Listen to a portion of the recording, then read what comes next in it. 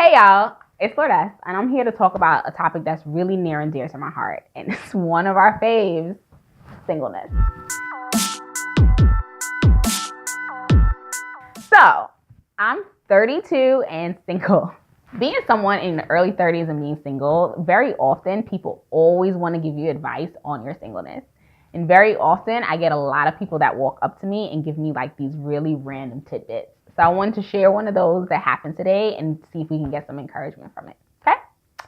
So in my life, I work at a school, and I was talking to one of the custodians at my school, and we were about to go on Christmas break. So he comes up to me and he's like, yo, are you doing anything over the break? And I said no, because I wasn't doing anything. So his response was, what does your husband say about that? Boy, ain't no husband. That's what I wanted to say. But I calmed down. I was like, I'm not married.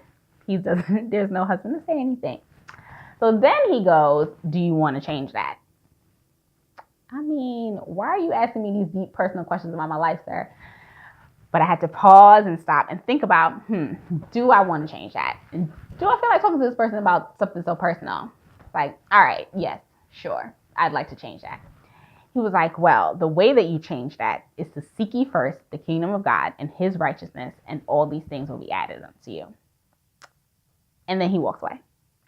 Y'all, he dropped the mic, walked away, stopped talking to me. So I'm in my feelings. Like, I am going off to God. Like, who does this man think he is? He's over here telling me what to do. Like, everybody has something to say. The janitor has something to say. The chick down the street has something to say. My mama has something to say about my singleness. Everybody has something to say.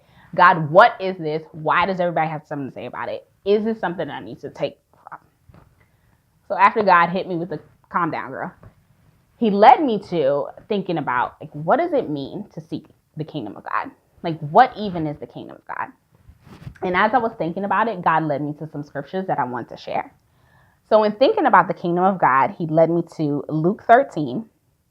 And in that, we're met with the parable of the mustard seed. And it says, then Jesus asked, what is the kingdom of God? God even asked the same question. What is the kingdom of God like?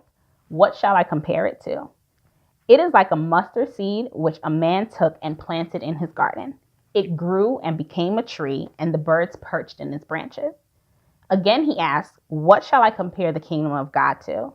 It is like yeast that a woman took and mixed into about 60 pounds of flour until it worked all through the dough. So in reflecting on that, I asked myself, like, what does that really mean? And I thought about it. And with all these things, the mustard seed, the dough, these are all small things that are planted and hidden deep down in something else.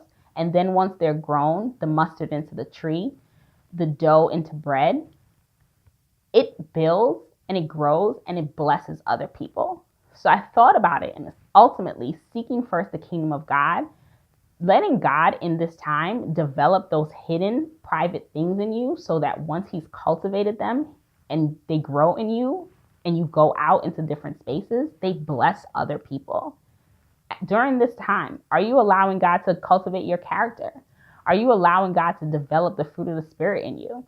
Are you working on the way that you think? Are you working on how truthful you are? Like, all these deep hidden things of character, are you letting God develop them in you now so that once they're grown in your schools, in your church, in your home, in your workplace, wherever you are, you're blessing other people? Singleness is a precious, precious time.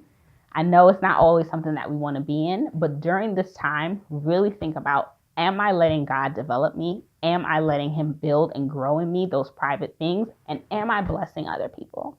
And I know once we're seeking that kingdom of God and developing it, we don't have to worry about anything else. God will add whatever else to us. Again, this is Lourdes the Principal, aka the Woman with Principal, with another City Block.